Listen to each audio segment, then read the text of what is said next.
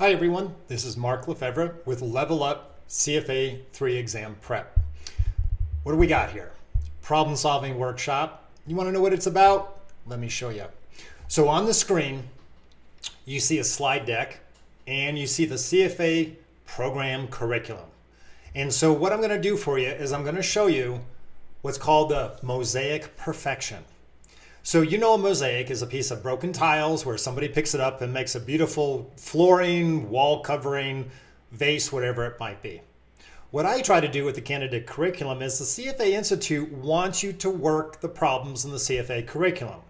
There are examples built into the curriculum. I call them white text examples, that's the orange box. I also call them blue box examples, which are kind of grayish colored in these current books. I started calling them blue boxes maybe 12 years ago when they had a bluish tinge around them when we used to have color books. There are end of chapter questions in the candidate curriculum and exhibits. And what I try to do is I try to pick up each of these pieces and blend them together. And when I find the intersection of a white text, blue box, end of reading, and exhibit, that is what I call mosaic perfection. I think that that's the highest likelihood of a topic or a question that could be asked on the exam. So what do we do in the problem solving workshops? We work those questions. So let me give you an example. Over here on the right side is the actual textbook, and here's an exhibit 6. You notice I have it referenced on my slide. And down here is a section 3.1.1, and it's a covered call in the option strategies in the topic derivatives. And in that context, there are 3 different ways that they present why a covered call can be used in the reading. Now, if you notice right here, I've got highlighted this white text example. So I have this on the screen, and then I have the white text example built into the slide deck. So we actually go into exhibit number 6. As you can see, I show you where the values come from. And then we work through basically what is going on with the yield enhancement element of the 3 for a covered call. Now on the next slide, I give you the next 2. So down here, there's a market participant number 2, reducing the position at a favorable price. We go through all the details. And by the way, I even go into the footnote at the bottom of the page. Then the third example is a target price realization. So you notice what I have here is this is a white text example in section 3.1.2. Down here, I reference section 3.1.2 and 3 because it's the second part or the third part of the covered call.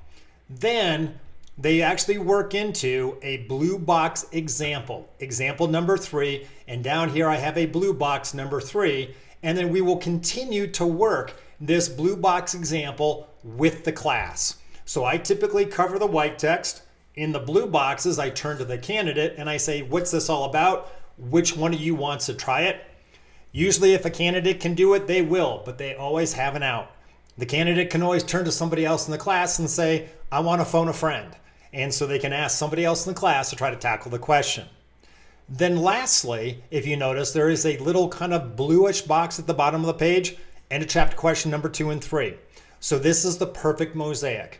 When you find a white text right there in the curriculum, a blue box following up a concept with an exhibit, and then an end of chapter question number 2 and 3, it is truly incumbent that the candidate work the white text example and the blue box, and then slightly hone their skill with the end of chapter question.